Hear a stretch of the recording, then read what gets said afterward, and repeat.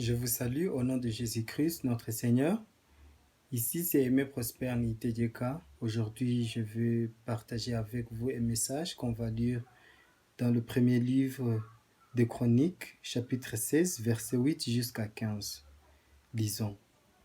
Célébrez l'Éternel, invoquez son nom, faites connaître parmi les peuples ses refaits, chantez pour lui, psalmodiez en son honneur, réfléchissez à toutes ses merveilles, glorifiez-vous de son saint nom. Que le cœur de ceux qui cherchent l'Éternel se réjouisse. Recherchez l'Éternel et sa force, cherchez continuellement sa face.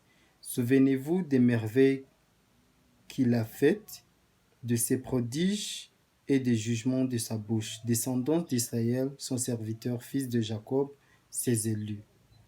C'est lui l'Éternel notre Dieu. Ses jugements s'exercent sur toute la terre. Souvenez-vous à toujours de son alliance, de sa parole pour 1000 générations. Ce message était un message qui est très important pour nous en tant qu'enfants de Dieu. C'est un message qui nous rappelle d'être très reconnaissants envers notre Dieu. David était très reconnaissant. Il avait un cœur très ému qui reconnaissait les miracles que Dieu avait faits puisqu'il avait ramené l'arche en Israël. Il avait auparavant eu beaucoup de difficultés, beaucoup de problèmes, mais après il a eu un cœur de remerciement. Alors nous aussi, il faut avoir un cœur de remerciement envers notre Dieu parce qu'il a fait beaucoup de choses pour nous, beaucoup de miracles dans notre famille, dans notre éducation. Il a protégé nos enfants, il a protégé nos familles, il a béni le travail que nous faisons. Alors, mes frères et sœurs, il ne faut pas être aveugle ou être aveuglé par des problèmes ou des situations.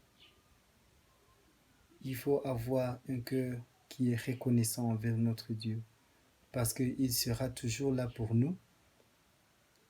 Il nous aimera toujours parce que c'est lui qui nous a créés.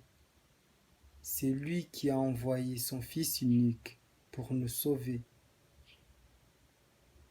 Je vous encourage, j'espère que ce message va vous rappeler que vous avez un Seigneur qui est toujours là pour vous. Vous avez un Dieu qui est très puissant. Puissant pour vous aider. Puissant pour